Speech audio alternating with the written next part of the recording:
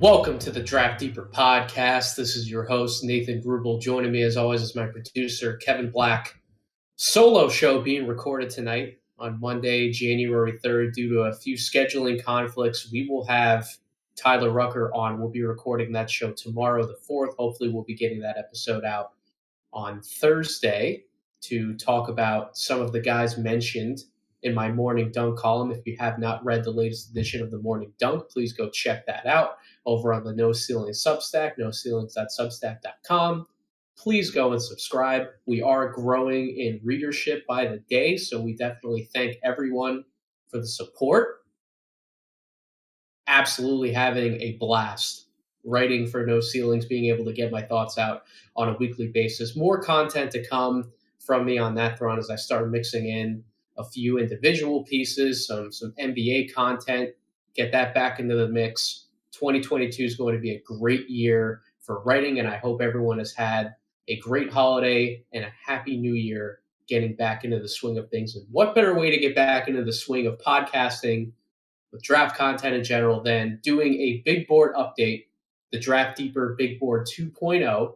I'm going to go over some things today. We'll go through the top 30 names. I won't spend too much time on some people, but other prospects, most notably some of the guys that did take massive jumps up, some of the new guys in the rankings. And then I'll go through a few honorable mentions towards the end as well. Some guys who I'm still keeping an eye on throughout this evaluation process. They just didn't make the cut for this top 30 quite yet. So before I start talking about some of the top names on the board, I just want to give a general disclaimer at the top of this podcast.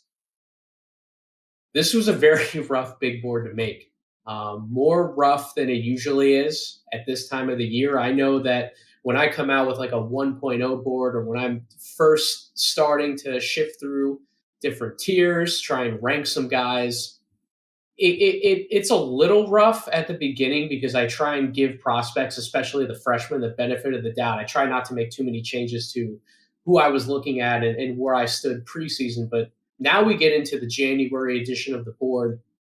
We have enough of a sample size to really start coming to conclusions on prospects. And the main conclusion I can come to at this current moment in time is there are a lot of freshmen who just aren't blowing me away. And the game of college basketball is, I think, tougher than a lot of people want to initially give credit to, especially when you consider the transfer portal has changed this game in so many ways. A lot of these traditional powers who pride themselves in bringing in top flight freshmen are older programs now.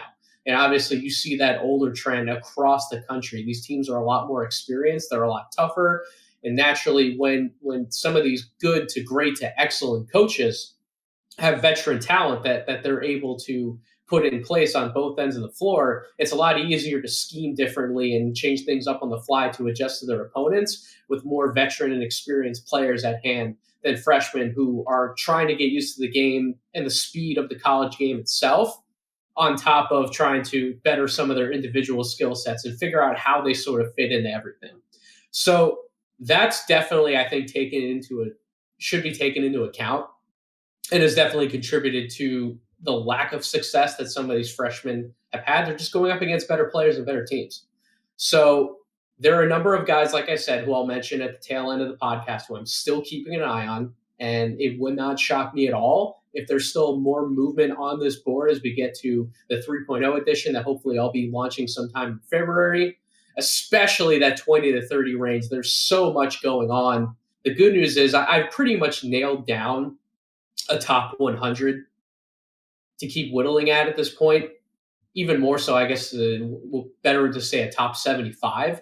So that's good news. There are a lot of names that I've been able to sift through and kind of cross off in terms of what I'm expecting and where I'm expecting them to be ranked for this 2022 draft.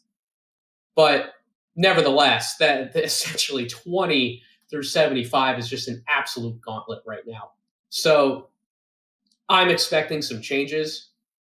I'm expecting about the top 14 to 15 to 16 names here to relatively stay the same in terms of the guys I have featured on the board maybe some slight movements within those rankings, depending on how I ultimately grade them out by tier once we get closer to the end of the season or at least towards tournament time. But yeah, that 17 through 20 all the way down to 30, there will definitely be movement as I continue to update the board. Not to necessarily treat this as a prospects power rankings, as I know Chad Ford, Jeremy Wu, Jonathan Wasserman, experts in the media scouting field, they try not to do that. They try to project out towards what they think is going to happen by draft time based on their personal evaluations, by intel they're getting. I'm trying to rank this board based on who I can actually see being in the 20 and fully declared for the 2022 draft. There are a lot of freshmen, especially, who I would recommend going back to school, maybe playing another year overseas. In some instances, has been talked about on this podcast and other mediums on the No Ceilings Network. Somebody like Peyton Watson, for example, maybe they go to like the G League Ignite team for a year and better polish up on their skills if they don't want to necessarily come back to school or enter the transfer portal. There are options for some of these guys to better themselves, but if they really want to see their stock soar, if they want to be drafted higher, and another full disclaimer, I have not started studying the 2023 class in depth yet. So I've had some people talk to me or mention on social media about how the 2023 class might affect some decisions for these players to declare for the 2022 draft or kind of buy their time a little bit and try to improve their stock heading into 2023. I mean, you'll hear me talk about a number of sophomores who are who have massively risen up my board compared to where they were even at the end of the 2021 draft cycle last year. So I'm a firm believer in going back to school and getting better. I think that shows a sign of maturity. I think that shows a willingness to work, to adapt. You're not just looking for a payday, although I don't necessarily want to take anything away from the guys who hear that they're likely going to go in the first round. They want to secure that bag. That's life-changing money. That's money that can change that individual prospect's life, that can change their family's life down the road. It's an important first paycheck to claim. But if you're telling me if I have certain things to work on, say I'm a projected late first round pick, early second round pick, there's a certain list of things for me to work on. And I know that I can work on those things and get better and better showcase those talents by going back to school for another year, maybe see my stock boost up into the lottery or even maybe the top 10 of the first round. It's a tough decision to make, whether you want that instant gratification or you want to bet on yourself, go back to school and try to improve your odds. So I can't make that decision for anyone. I can try and say as best as I can on this podcast who I believe would benefit from doing that. But I don't judge anybody's decision. I don't judge any prospect's decision whether they want to stay in school or they want to enter the draft. That's up to them. The best that I can do is give an honest evaluation on these prospects currently as they are with what I've seen in front of me and then some of the numbers I have in front of me. So without further ado, let's get into it. So number one on the board, Jabari Smith Jr. out of Auburn, the 6'10 forward. I think he's become the number one prospect overall on a lot of people's boards up to this point. I don't want to spend too much time on the numbers. Just know that when we start breaking down some of these prospects and we get to like a Chet Holmgren and a Paulo Bencaro, who are 2 and 3 on my board right now, respectively, I don't envision their NBA fits as clean cut in terms of them being able to definitely impact a franchise and carry them to heights greater than if they weren't on the roster as easily as I can Jabari Smith. I think Jabari Smith, he's not a floor raiser in terms of he creates for others. He's going to get everybody better shots by default because of his passing ability. He's passing guys open. I don't mean raising the floor like that. I mean raising the floor in terms of I think any NBA team could use a Jabari Smith. I think he fits with virtually any team you want to throw out there, especially those teams looking to draft at the top because of his stretching the floor ability, his shooting ability, his defensive versatility. He may not be the best of the best rim protector in terms of shot blocking, but he is a rim deterrent. He's a versatile defender on the perimeter. He doubles really well. He traps really well. His footwork is superb for someone his size. And now you're starting to see him in some of these games take some of those shots and nail them off the bounce. That's something that we saw Jabari Smith struggle with early on at Auburn. Now he's starting to take and make some of those looks. So it leaves me with the impression, similar to somebody else I'm going to talk about in a little bit, how much more can they actually grow their games? How much better can someone like Jabari Smith keep getting, even within this college season? So I don't think his game is done growing in the slightest. I still think he has plenty of room to tap into. So that's why I'm going to have Jabari Smith number one on my board, similar to Chet Holmgren. And by the way, the battle for number one, again, we are so early in the process. The battle for number one to me is not over. I could still have Chet Holmgren number one on my board by the end of the year. I see these two, as well as Paulo, being right now the tier two players in this class. I don't see a tier one player. I know that I said that there was a possibility that I could come to that conclusion when I did the 1.0 board podcast. The more I watch these guys, the more I don't see that tier one MVP caliber talent like I have in years past. But these are still really good players, potential all-stars down the road, max contract type of players. So I have them slotted in as tier two. But Chet Holmgren, his defensive impact, we know, is absurd. On the offensive end, it's really going to come down to his shot-making ability. He wants to take some of those shots from the perimeter, those spot-up three-point shots, some of those fadeaways out of the post. We know he finishes a ridiculous percentage of his shots inside, 3 feet and in when he's around the basket. I want to see a little bit more in terms of shot-making potential from the perimeter. I think he's got good mechanics. He's got a good stroke. I've talked about that with Tyler Rucker on this very podcast. When Tyler and Albert got to see him out in Vegas, they talked about how in warm-ups the shot was so fluid, it looked clean off his hand. I just want to see more of it in game before I definitely say that he's the number one guy on my board ahead of Jabari Smith, although Chet Holmgren's a better passer than Jabari and Paulo to that extent. He's arguably the best defensive prospect in this class, so he is right there. It is a neck-and-neck race between Jabari and Chet. I just think Jabari still has more in his bag to show us offensively, and he's already started to do some impressive things. And then Paulo Bencaro, number three, the 6'10", 250-pound forward. We know some of the comps out there, the Carmelo Anthony type of comp, the healthy Jabari Parker type of comp.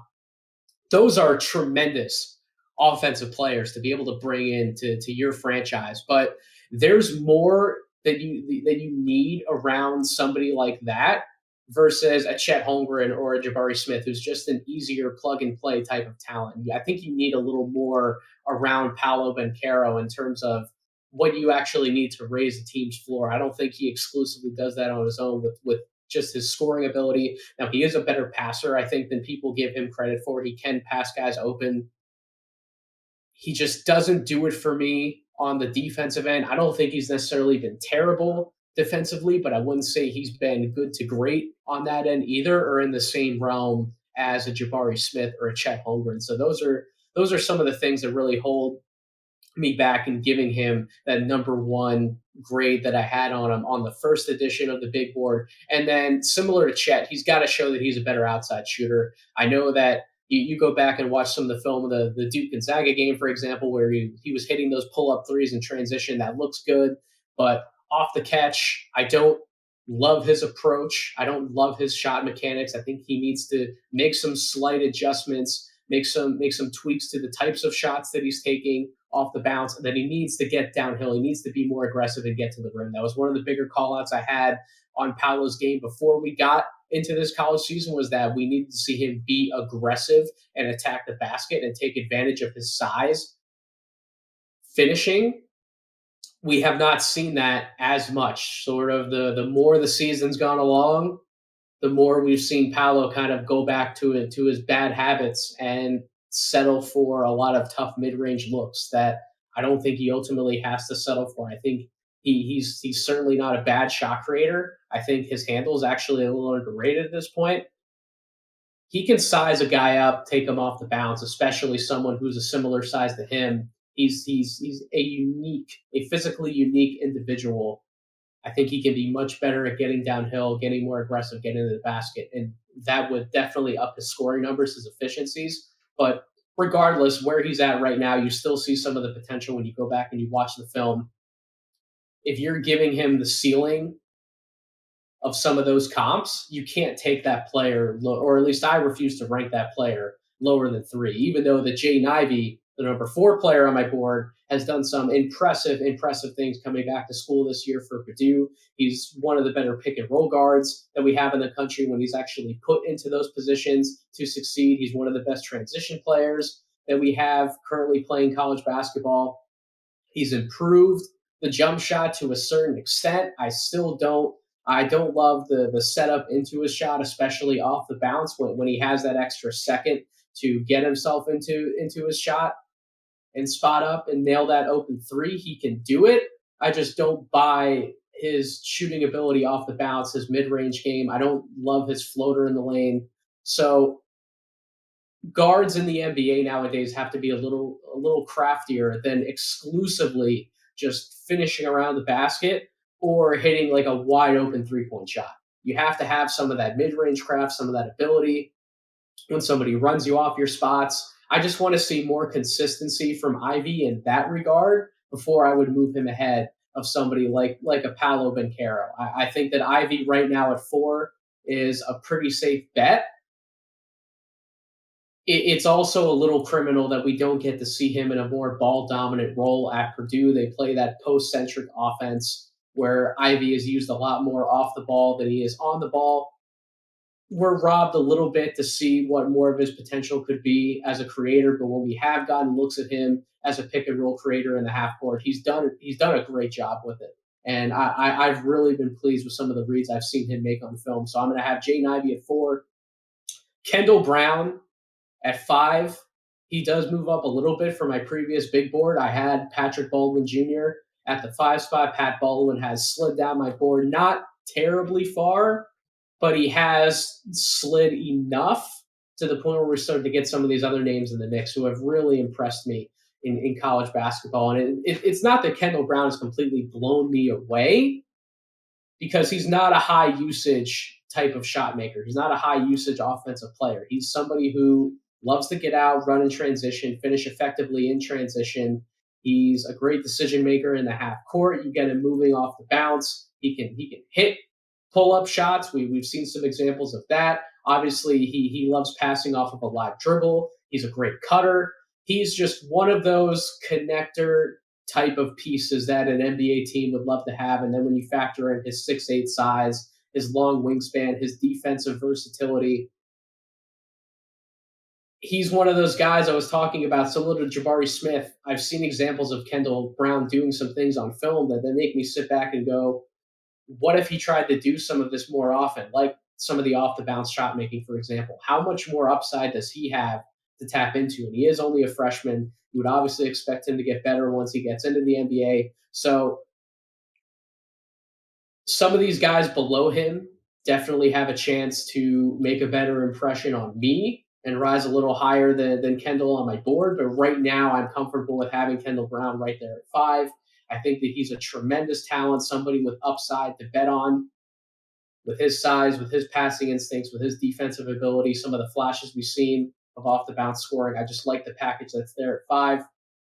Jaylen Durham, one of these guys who I do want to spend a little bit of time on in terms of reading off some numbers.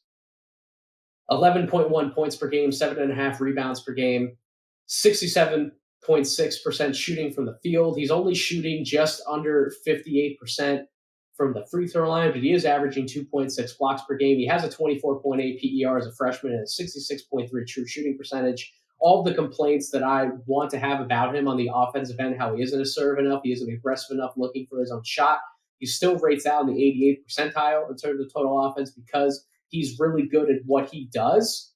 He's really effective on the offensive glass. He's in the 91st percentile scoring on putbacks, 96th percentile in transition scoring.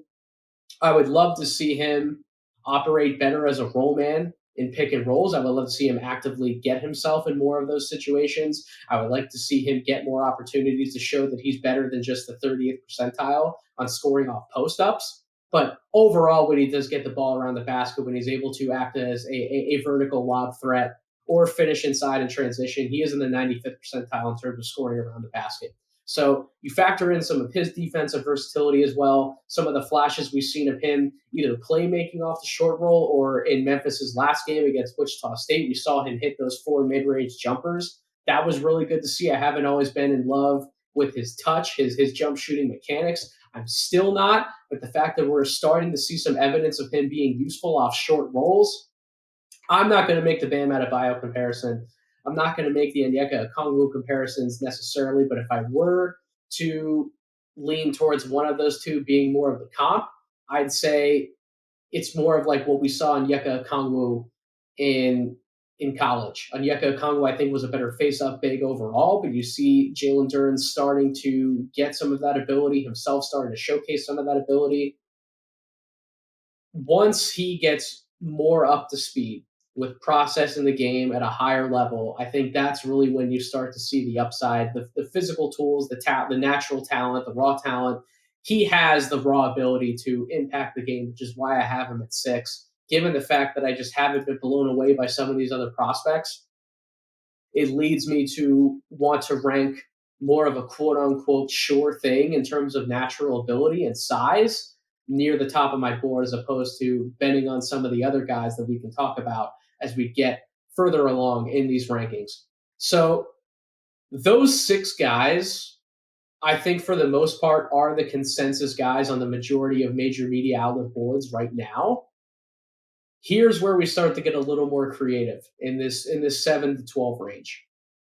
I have Johnny Davis at 7 right now.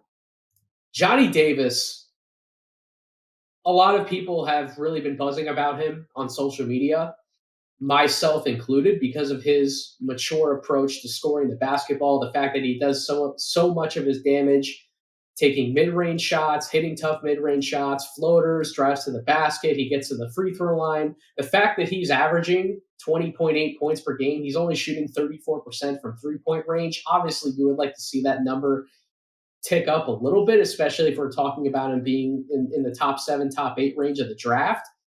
But given the volume and the offensive responsibility that he does have on his shoulders, averaging that 20.8 points per game on 43.8% shooting overall, and approaching offense in some of the ways that I outlined, it really makes me wonder when you start getting later into the lottery, the phrase star hunting is used so often because that's really what you should be doing with a lottery pick. You should be star hunting for as long as possible. And when we take a look at some of these other guards and wings in terms of how they get their buckets, how efficiently they get their buckets, what types of approaches generally lead to earlier success in the NBA than not, I look at Johnny Davis, and that's the type of guard I can see having that star level upside.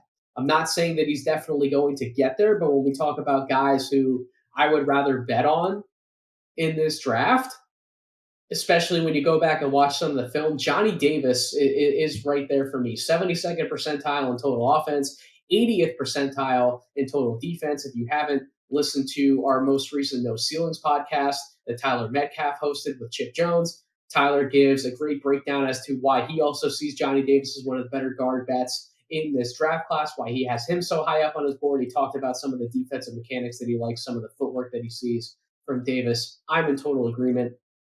But you go back and look at some of the other offensive numbers. 89th percentile in terms of scoring out of pick and roll sets, 70th percentile on spot ups, 67th percentile scoring off screens, 58th in transition, 52nd on handoffs, 47th on post ups, 44th in isolation. What a diverse shot profile. I know that Tyler's talked about this a little bit in some of our private group chats, but it's like Wisconsin kind of let him off the leash, right? They've unleashed Johnny Davis this year. I know they kind of need him to be Superman for that team. That is not a good offensive team around him. They have good to great defensive pieces, and I think they play defense really well as a collective unit. But in terms of offensive talent, that It's a mediocre offensive team when you take out Davis's impact. Davis makes them a good enough offensive team to rack up wins in college basketball this year. But that type of shot profile, the fact that he's been allowed to experiment scoring in so many different ways on that team, again, how much responsibility he's had on his shoulders, and the fact that up until the recent quote unquote stinker form where he shot 6 of 23 from the field in their most recent game. And again, I'm recording this podcast before the Purdue game tonight. It's honestly remarkable that he's kept it rolling for this long. And I don't expect that to change over the course of the year. He seems like one of these rare players who he came back to school and he's single-handedly lifting his team to new heights offensively. And if this Wisconsin team makes a deep run in the NCAA tournament and it's almost exclusively due to his success and his offensive level, it would not shock me to see his name rise even higher past a Durham, past a Brown, get himself firmly in that conversation for best guard in the class right there with Jaden Ivey. I think that he's not that far off from potentially being the best guard in the class. I would personally still take Ivey. I think Ivey's just a much better athlete at the guard spot. And when you factor in his end-to-end speed, his ability to be a blur in the open court, as well as be able to navigate different situations in the half court, the step up that he's taken in his passing and his playmaking overall, I would give Ivey the edge. But scoring guards like Davis don't always come around. And that's why I'm going to give him the benefit of the doubt. I'm going to have him at number 7 on the board. Number 8, Benedict Matheran out of Arizona, 18.3 points per game, 6.6 rebounds, 2.1 assists. Shooting 49% from the field overall, 37.8% from three-point range, 79.6% from the free throw line, a true shooting percentage of 61.8 and a 23 PER. When you use the word upside, as you can see, that I believe there's only so many players ahead of him who potentially have more upside in this draft class than Matheran. Some of the things that Matheran's done that I've seen him do on film this year, I've said this on other podcasts, but he just reminds me a lot of where Andrew Wiggins is at right now. That type of polished scoring prospect. He's not perfect off the dribble. He's not this amazing creator for others, although he's gotten much better at his live dribble passing this year in a smaller sample size. But his potential two-way impact, the way that he floats around the court, the way that he gets after it in transition, his hustle, his grind, his tenacity on both ends of the floor. I love that he likes doing the dirty work, especially when you factor in he's in the 100th percentile on offensive rebounds and putbacks. He's in the 78th percentile on cuts, 64th percentile off screen, 63rd percentile in terms of scoring out of the pick and roll, and 61st in transition. It's not the sexiest shot profile, but you flip on the tape, you can see some of the highlights where he creates shots for himself, where he hits open spot-up shots, but then you also see him playing a role off the ball as well. He's able to fit in alongside some of the other talent that this Arizona team has, which this team is loaded. They will absolutely be a Final Four contender. If you had to ask me who the 4 teams are to get to the Final Four, I would say that they're definitely one of the 4 I would bet. A lot because of Matheran's ability to score from all 3 levels. We knew he was a good jump shooter coming in, but the fact that he's in the 73rd percentile on jump shots overall, he's finishing really well around the basket, he's in the 93rd percentile there. I just love the full offensive profile that I'm getting from Matheran. We can nitpick some of the playmaking things, like I said. We can nitpick his approach to defense to a certain extent, but he does like playing on that end. I wouldn't call him somebody who's going to lock guys up in the NBA, but he's going to give some guys a tough time on the wing, especially if he's asked to defend more twos in the NBA than threes. He's going to be a pest. So I like the upside that he brings to the table. I would have him number 8 at the moment. I have AJ Griffin at number 9 ahead of Patrick Baldwin. And this is a massive rise back up the board for AJ Griffin. If you did listen to my preseason podcast, you would know that I called him a top 5 or top 6 type of talent in this draft class. I skyrocketed him down my board because he wasn't getting consistent playing time for Duke. You heard some of the rumblings that he wasn't ready to impact the college game, that he wasn't practicing well, he wasn't understanding some of the concepts they were trying to teach in practice. But I think a lot of that was really misread, or there were a lot of poor signals that were thrown out about AJ Griffin. I think it was more so to do with the fact that he was just coming back off a preseason injury. He was coming back slowly. They were ramping him up slowly because when he has gotten minutes on the court, and I'm not going to read off all of the numbers, I've gone through them on multiple podcasts. In the games where he's played 19 or more minutes, when they've actually given him a role, Matt Penny was smart to point out he has definitely racked up points and gotten opportunities in garbage time. But the fact that he's been able to get on the court when he has gotten minutes and produced the level that he has, and he's taken advantage of those opportunities, then you can't put up some of the numbers and some of the efficiencies that he has on different areas offensively and not know what you're doing on that end of the floor. It's just not possible. When you factor in, again, limited sample size because he's only played a handful of games, 19 or more minutes, but he still rates out the 99th percentile in terms of total offense, 85th percentile on spot ups, 97th on jump shots overall, 81st on catch and shoot looks, 99th percentile in terms of jump shots off the dribble. He does have enough attempts in these areas to at least rate out on the synergy percentiles and rate out by the metrics. So that says something to me. When he's gotten opportunities so far, he's taken advantage of them. I would love to put him top 5 on my board. I would love to give him that 5th spot over Kendall Brown. The problem is that he has the injury history coming in. I don't even think a lot of teams have him graded top 10 right now. You can argue to death about some of the film we have all you want, but teams just aren't going to buy in this quickly and this fast. They're going to want to see AJ Griffin do this over a larger sample size, especially in ACC play. They're going to want to see his body hold up before they swing him back into the top 10 like he likely was for a lot of teams before this whole process started. Like when teams were going through and trying to figure out who might be one of the top 5 or top 6 guys to come into this draft class when they were playing back in high school. Like AJ Griffin was in that conversation. You go back and flip on some of the high school highlights, we know how talented, how nationally talented of a player he is. Like 6'6", 220, 225 pounds. There are not many 2 guards that are built like him. You see some of the jump shots he takes and he makes in the mid-range, or that he has taken and made so far. Like how many other guys in this draft class can take and make some of the shots that he is? It's really, he's in that same shot making type of level that like a Johnny Davis has shown. For example, Johnny Davis has done it on a more consistent basis this year because he's obviously had more opportunities and has more responsibility on his shoulders than somebody like an AJ Griffin. An AJ Griffin who has been coming off the bench. They already have Paulo Bencaro, Trevor Keels, Wendell Moore in the starting lineup, Jeremy Roach. But some of the flashes that Griffin has shown, man, you just sit back and you go, is he a top 5 talent in this class? That's been a major thing on social media to come out and say, I have AJ Griffin top 5, or I have AJ Griffin number 1.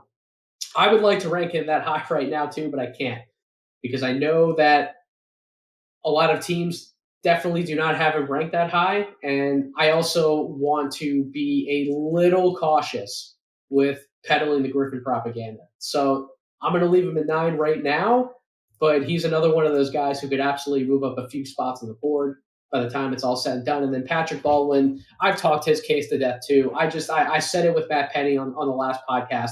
I refuse to rank Patrick Baldwin any lower than 10th. I know that a lot of the numbers against the major competition that Milwaukee's been able to play, they aren't good. There have been some questionable things to point out on tape when you consider his fit with the team, his chemistry with his players overall. I'm going to buy the talent that I saw in high school, and I'm not going to let some of these negative things impact my evaluation on him, especially when some of the numbers that I've talked about on other podcasts, they're not as bad as people want to make them out to be. So I'm going to leave Patrick Baldwin at number 10. The top 10 prospect on my last board, who really took a tumble this time around, is Jaden Hardy at 11. I wrote about him along with some of the other G League Ignite players and some international players on the Morning Dunk that released this week. He just can't dribble the basketball, man. He is not a good handler of the basketball. That, I think, factors into his lack of shot-making ability more so than his mechanics. even more so than some of his shot selection. The fact that he can't create as easily because he's just not a good dribbler, it just makes the game so much harder for him than when he was back in high school. He could just kind of waltz up the floor and be able to bomb threes, and not a lot of defenders were hassling him because they knew that at 6'4" with his build and the fact that he's not the quickest player in the world, but he's certainly not the slowest. Like if you played up on Jaden Hardy too much in high school, he would be able to get around you. He'd be able to beat you. And then once he gets inside the arc, I think a lot of his shot making ability, his floater ability, his touch around the basket, his ability to finish through contact, I think a lot of that's been undersold through this process because so many people just want to focus on he's taking all these shots per game. A lot of them are jumpers. He's not making them. What the heck's going on with this guy who was billed as this top shelf scoring prospect in this draft class? So I think some of that's been undersold. But without that creation ability off the bounce, without that setup ability, I can't have him higher than 11 right now. Can he climb back up a little bit and make the race in the top 6, top 7 more interesting? Absolutely. But in January and February, especially, I will get a chance to see him up close against against the Delaware Bluecoats. I really want to see more of that dribble ability come alive. He has to improve that handle of his, or else he could fall even further down my board. There's buzz that you see online. Chad Ford, for example, said that a lot of scouts, they've dropped him lower than 10. They've even dropped him as far as 20.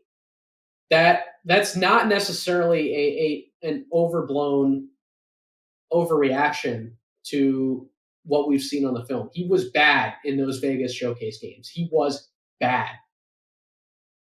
You can go back and you can look at some of the highlights for some of the other games Ignite's played before they got to Vegas, especially that one game I can recall that I watched against Oklahoma City's G League team, where he just took over at the end of that game from a shot-making perspective. He put that team on his back offensively, and he got the job done. But when defenses actually key in on him and play up on him at this level, then you factor in he doesn't have the same size as some of these other wings and guards that we can talk about, like an A.J. Griffin or a Matheran or a Davis. It makes life harder when you don't have the creation ability off the bounce. And that's why I'm going to have him at number 11. And then number 12, Ty Washington out of Kentucky has really grown on me the more I went back this previous week and watched some film. He's not the best athlete at the guard position, but I think he is craftier than some may want to give him credit for. When he's created shots off the dribble, when he's gotten around a screen and pulled up, he's been making those shots. He's proven that he has that touch from outside the three-point line. He's been able to finish inside. He's actually been an efficient scorer and shooter. He just hasn't been, at least by the numbers, an elite setup man. But to Coach Cal's credit, he's been playing Washington more now in these 3-guard type of lineups. He's taken them. He's split the time between him and Severe Wheeler. He's given Washington more opportunities to create and run point alongside 2 other guards like a Davion Mintz, for example, like a Kellen Grady. And Washington's been doing really well doing it. Getting involved in 1-5 pick and roll sets with Oscar Tshiebwe. I like what Washington's brought to the table. And that's why I'm going to have him at number 12, because you could make an argument some of these other wings or forwards could jump up and take that 12 spot, but somebody in the lottery is going to need a point guard. I have to give that spot to somebody, even though I don't love some of the other point guards in the class, which I'll get to as we go further down my board. Washington, to me, stands out as the one point guard that I think I can bet on taking in the lottery and actually living up to that promise. I think he will continue to get better. He may even continue to get better this season. Who knows? Maybe he could jump up a few more spots. I know some outlets do have him as high as 9 or 10. I'm going to have him at 12.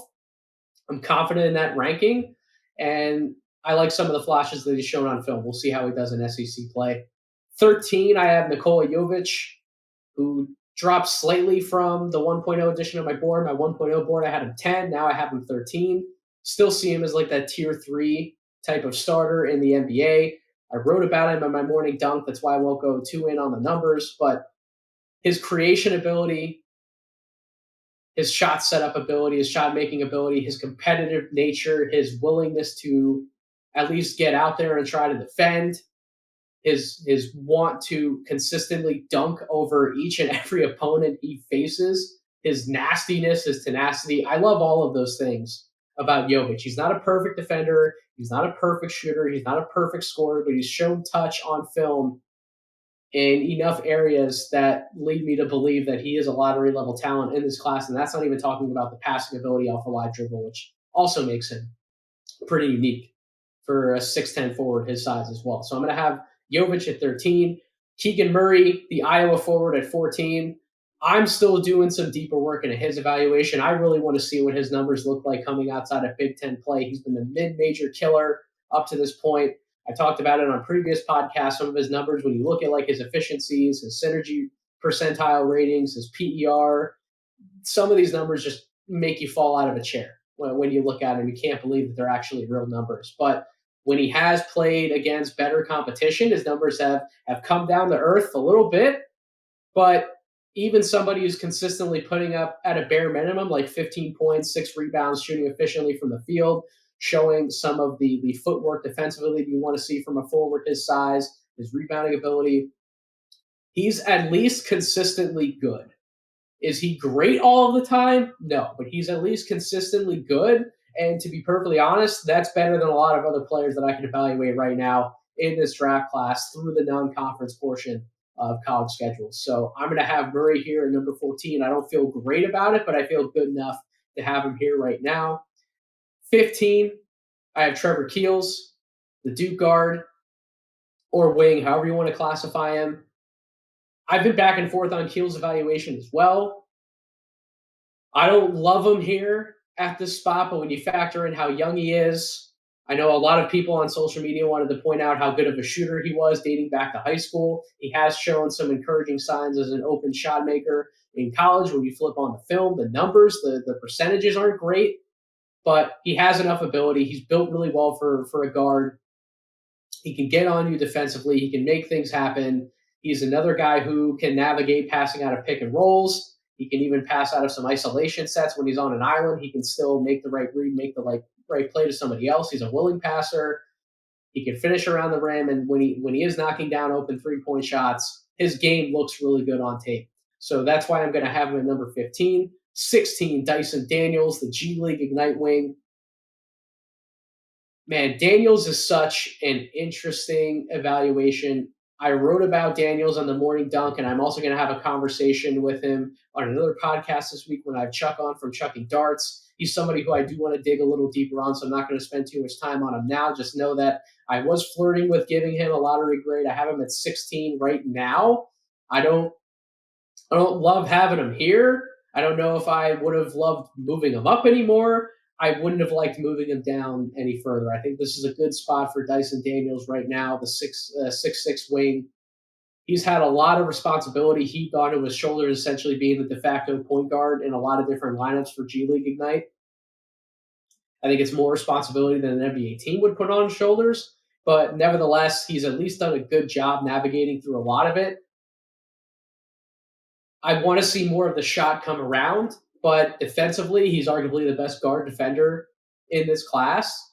He does have a good feel for the game. He can make a lot of the right passing reads. He has such a high floor, maybe not the highest of upsides, but he has such a high floor. I think in the mid-first round, that's a really good range for him. 17, Caleb Houston. I've talked about Houston on numerous podcasts. He's been better as the year has gone on, but he still hasn't blown me away. I don't love his creation ability off the bounce. I don't like how not explosive he can look at times off of an initial screen up top. I don't like his ability to haven't liked his ability to finish around the basket. His shots come alive a lot better from three-point range. He's still making over 36% of his three-point shots, so that's nice to see.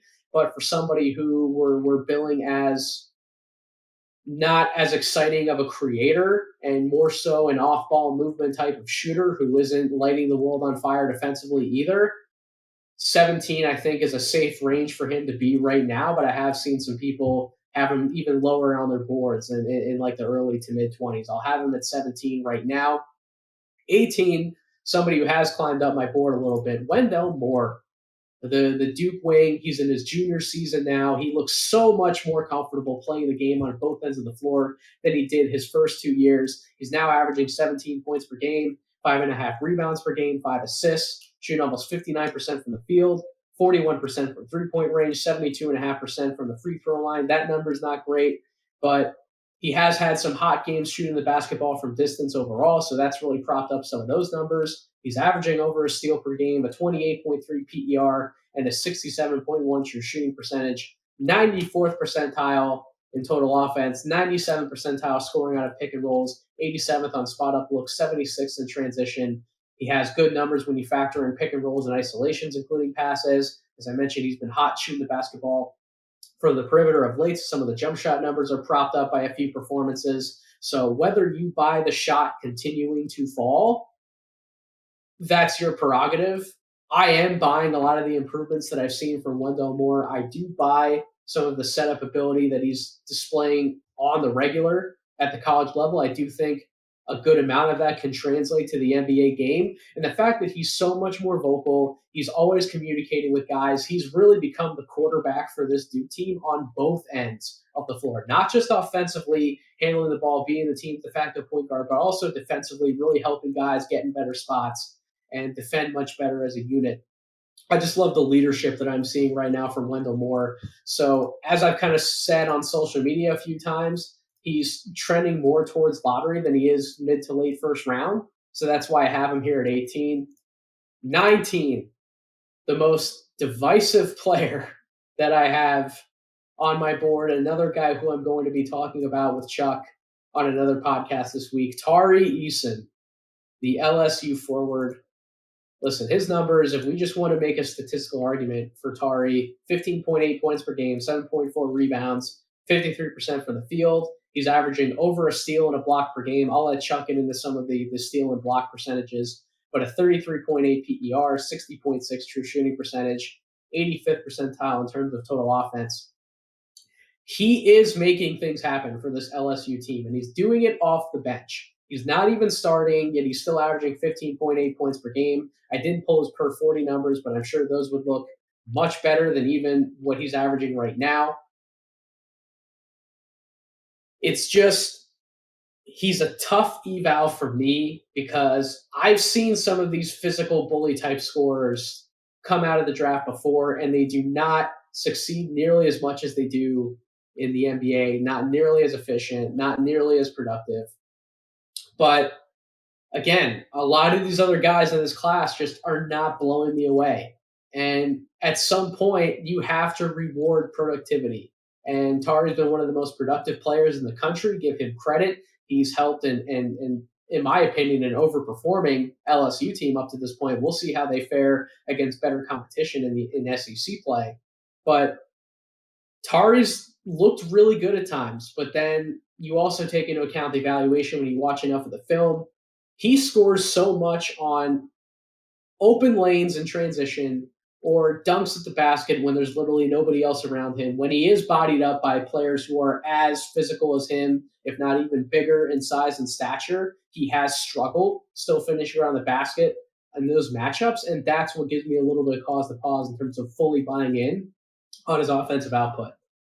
Now, the one thing besides the defense that's really saving grace for me in terms of having him inside my top 20, when I initially questioned if he was even going to be a first-round type of talent in this class, his passing ability keeps him there for me. He's made some impressive half-court reads when he's been put in positions where he could have as easily turned the ball over, but he's been able to make the read, get the ball out of his hands, and get it to somebody else for an easy scoring attempt. I do like some of the assists that he's had. It's not always there by the numbers because some of those guys aren't finishing those passes, but the fact that he does have that vision, the fact that he can keep the ball moving in the half court when he needs to, combined with his efficient play in transition, his athleticism, his defensive versatility, the fact that he can lock somebody up on the perimeter even easier than he can hold his own against size on the interior, the fact that he's one of those guys you can see potentially defending 1 through 4 at the NBA level. That's impressive enough to me in a class where I am pretty underwhelmed up to this point to have him inside of my top 20. And then at number 20, this is where we get into a logjam of some of the other point guards that are currently projected as first rounders. I have Jean Montero at 20, Kennedy Chandler at 21, JD Davison at 22.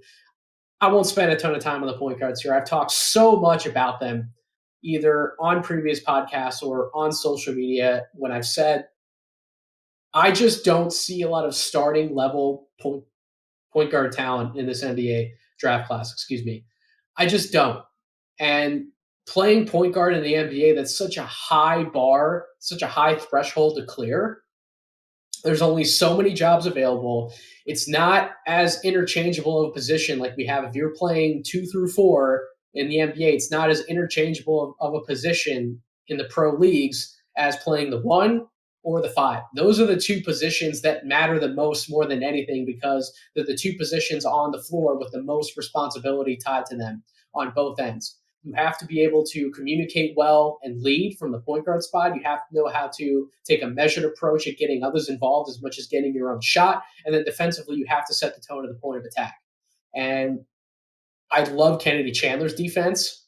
I like JD Davison's defense enough. I'm not sold whatsoever on Jean Montero's defensive ability, but offensively, as I wrote about in my column this morning, he has some of the highest highs that you can see on film in this class, but he also has some of the lowest of lows, effectively playing against high school competition. He's not even playing in the same level of competition as a Chandler, as a Davison, as a Washington.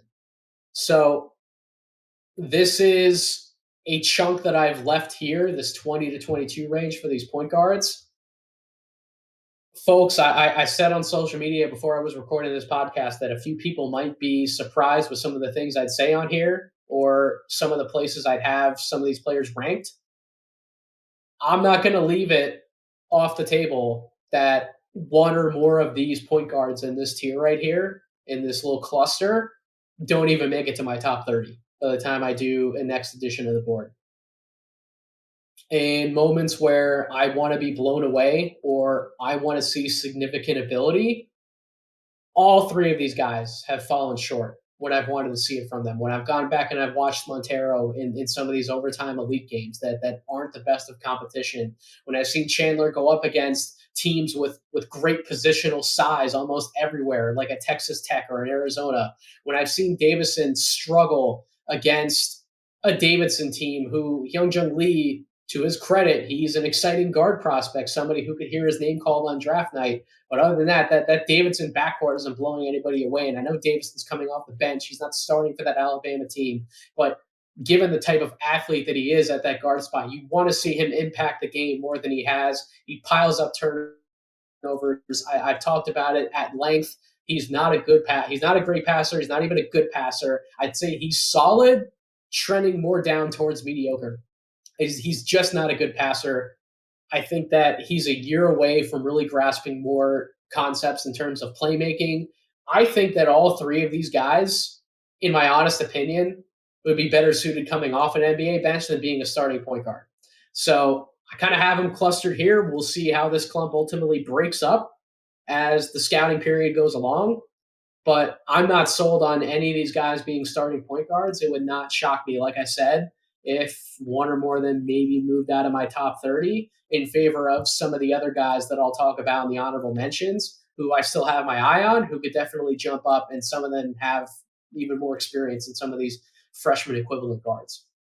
At 23, Ochai Agbaji, the Kansas wing, having one of the best seasons in the country, firmly in the race for National Player of the Year. We talked about it on previous pods. My favorite phrase to say tonight, but it is true. I've talked about a lot of these guys that we're talking about already at length, but Agbaji has made enough improvements off the dribble. He's been a better passer this year. He's settled for less mid-range jumpers that make me want to just throw a clipboard through my TV. He settled for less of them, but he still takes some of them. When his responsibility is just cutting to the basket, getting open looks in transition, hitting open spot up threes, and then defending his position, either the 2 or the 3, He really looks like an NBA role player. And especially when you factor in his athletic ability, he does vertically pop off your screen for a 6'5" guard, wing, however you want to classify him positionally. I know some people who are smarter evaluators than I am have him as a lottery type grade. I have him in this 23-24 range. I've kind of had him this way since the 1.0 board. I'll leave him here. He has caught my eye though. And if we're talking about role players who we could project to have a near immediate impact in the NBA, he'd be near the top of that list. Marjon Beauchamp, the G League Ignite wing at 24. I also wrote about him in the G League portion of the column this morning. Best transition wing, in my opinion, in this class. He's done a much better job of getting involved in half-court offense, cutting to the basket, making those timely reads, just affecting the game without the ball as best as he can, because he's not an elite creator when he has the ball in his hands. He's not a setup guy. He's not an isolation type of shot maker. He's not a good jump shooter. But defensively, he's not as good of an on-ball defender technically as Dyson Daniels is, for example, on that team, but he is a disruptor. He's a pest off the ball. He doubles and traps really well. He forces turnovers, and when he gets that steal and he gets out in the break, he's likely going to finish it on the other end. I do like his finishing package around the basket. He's a good interior scorer. So I like Beauchamp here. Again, not the sexiest of prospects, but when we talk about some of these other names that haven't blown me away, you look at somebody who has produced in the G League environment, and you start to look around and say, why can't he be higher on my board? I know ESPN's latest projection, I wrote about this morning. I think it was their mock draft that had him like 15th or something like that. It was either their mock draft or the latest Big Board update had him like 15th. I can't get around to having him that high, but he is firmly now in the first round conversation for me. He's one of the likelier bets I'd make on players to actually go in the first round at this point, unless he just completely pitfalls and bottoms out over these next 2 months where G League Ignite will be going against a lot of different teams in exhibition. He's one of the guys I'm looking forward to watching the most when I see Ignite later this month. 25, newcomer on the board, Blake Wesley, guard out of Notre Dame, averaging 13.3 points per game, 2.9 rebounds, 2.2 assists, shooting almost 45% from the field, 34% from three-point range. You want to see the free throw percentage come up a little bit, 67.6%.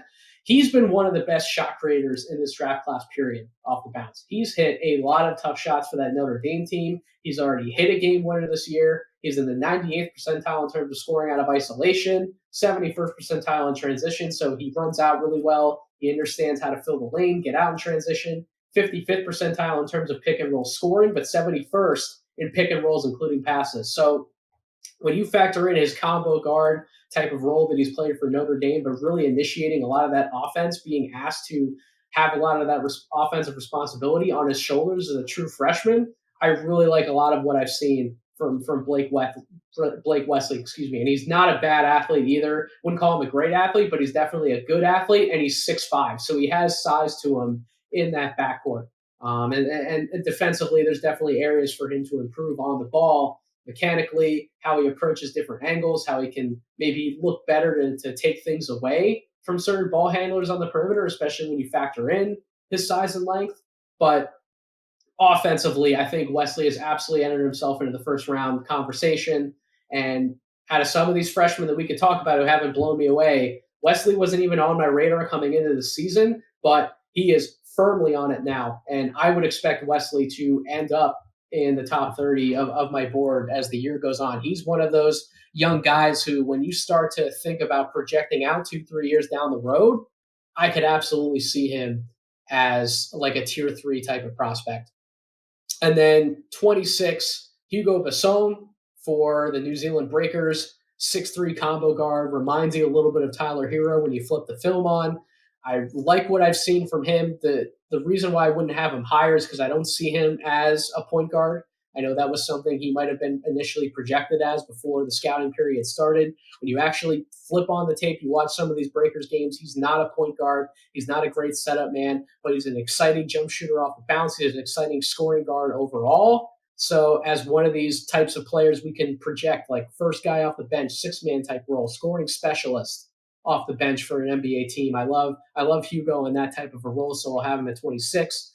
And then 27 through 30, Harrison Ingram out of Stanford, Jeremy Sohan out of Baylor, Bryce McGowan's out of Nebraska, and Christian Brown enters the first round conversation out of Kansas. I'm not in love necessarily with having these guys at the end of the first round, except for Sohan. I think Sohan's done a lot to really impress me on film. That game that he had yesterday against Iowa State was sensational. He's doing a lot of the easy things, but you can also tell how intelligent of a player he is on both ends of the floor when you factor in his physical tools, his skill level. I really like a lot of what I'm seeing from Sohan. It is not crazy for him to be the guy out of this like 25 through 30 group if he's the one guy to rise up and get himself maybe into that top 20 conversation as we get further along in the scouting period. The other guy would obviously be McGowan's, who I was initially high on. I had McGowan's in the mid-first round on the first edition of my board.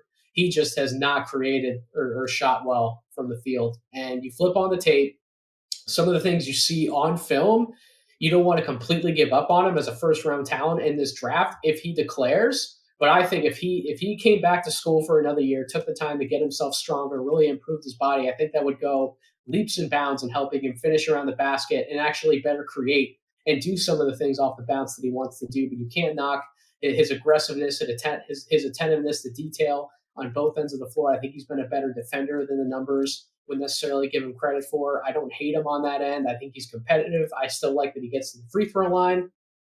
I like him as a prospect.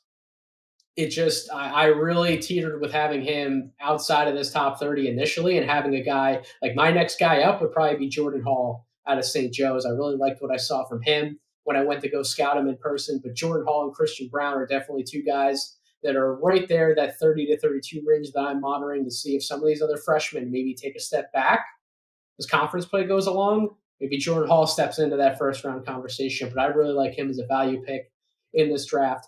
So that's my 2.0 board. That's my top 30. Honorable mentions, guys who I just don't think are ready to be in that first round conversation up to this point. Max Christie, Ousmane Dieng, Peyton Watson. And then you have some experienced guys that I'm watching as well. Alan Flanagan just got back into the mix for Auburn. It would not shock me if he played his way into the top 30. E.J. Liddell for Ohio State has put up excellent numbers in his junior season. Terrence Shannon has been really good and has shown some more creativity on the ball that we could give him credit for. Yannick Sosa is still another international name to watch who I didn't write about this morning. I just haven't heard great things about his stock and where it's at overall. And then the last two names I'll call out to watch. One of them I'm going to be talking about with Chuck later this week, Walker Kessler out of Auburn. If I'm going to take a center in that late first, early second range, the other popular names to throw in there are Mark Williams and Christian Coloco. At this point, I think Walker Kessler's the best name out of the three. It would not shock me to see him taken ultimately in the first round. And the other guy who, man, I really flirted with throwing him in my top 30 as well. He was right there for me with Jordan Hall, close to getting in. Michael Foster Jr. out of the G League Ignite. I talked about it a little bit in my column this morning. I did not realize when he actually started playing higher level competition basketball. 14 years old, folks. He's really been playing true team basketball only since the age of 14. He only has like 4 or 5 years under his belt. And the fact that he's been a double-double machine still for Team Ignite, the fact that he was still one of the higher-ranked prospects in his high school class, when you factor that in, we give a lot of other players the benefit of the doubt for being young in age in terms of their basketball playing time. You kind of want to give Michael Foster a little bit of the benefit of the doubt when one of the easiest criticisms to have of him is that he just doesn't look like he knows what he's doing at times on either end of the floor. I can start to excuse that a little bit more, especially when you factor in he is producing. He is putting up points. He is grabbing rebounds on both ends. He's hitting jump shots. At his best, he looks like a JaMychal Green type of player. I'm a big fan of JaMychal Green as a pro talent. When he was starting for the Memphis Grizzlies for those few years, I was so happy that he got that opportunity. Michael Foster's more athletic than JaMychal Green is. And JaMychal Green wasn't even a bad athlete when he was playing in Alabama. He was actually a pretty good athlete for somebody his size. But that's the type of forward I could see Michael Foster being. And even if he wouldn't have a ceiling higher than that, that type of player is worth betting on at this point when we talk about some of the other names that I rattled off and some of the other names even below him. The one guy that I want to call out who did fall out of my top 30, but still firmly in the race in that like 31 to 45 range, Julian Strother for Gonzaga. It's not that he's played poorly. I just haven't seen him quite assert himself to where I think he should be deserving of one of those top 30 slots. He's not a guy who I see get a lot of buzz outside of our no ceilings community. I still believe in him as a prospect. He could still be a first rounder in 2022. It's just some of those other names that I talked about: Wesley, Hugo, Ingram, Sohan, McGowan's, Brown. They're ahead of Strother for me right now because I think they can do a few more things on the court, especially offensively, than he can. But still a guy that I'm watching at great length. And obviously some names that some of the other no ceilings folks are high on: Jaime Jaquez at UCLA, Jabari Walker at Colorado, Julian Champagnie. I already mentioned Koloko. One more name to really watch break into this race. I know Matt Babcock over at Babcock Hoops has been high on him.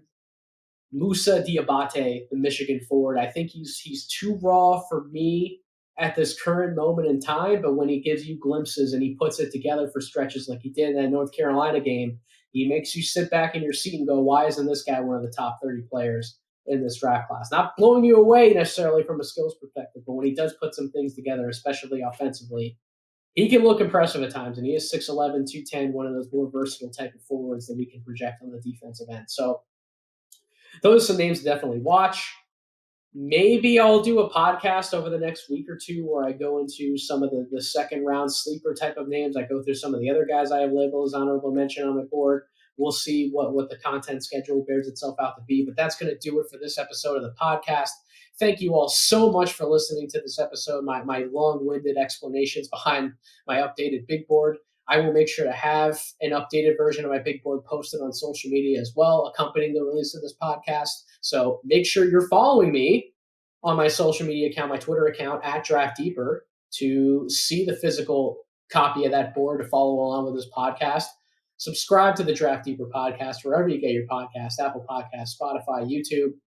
Stay locked in. So much great content coming over the next week. Like I said, Tyler will be back on or doing a podcast with Chuck.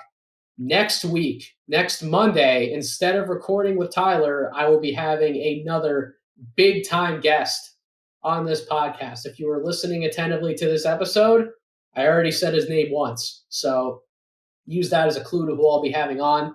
But thank you so much again for your support. Hope everyone had a wonderful holiday. Hope everyone's locked back in the draft season. Plenty of content coming for Draft Deeper and No Ceilings. So stay tuned. Have a wonderful rest of your week.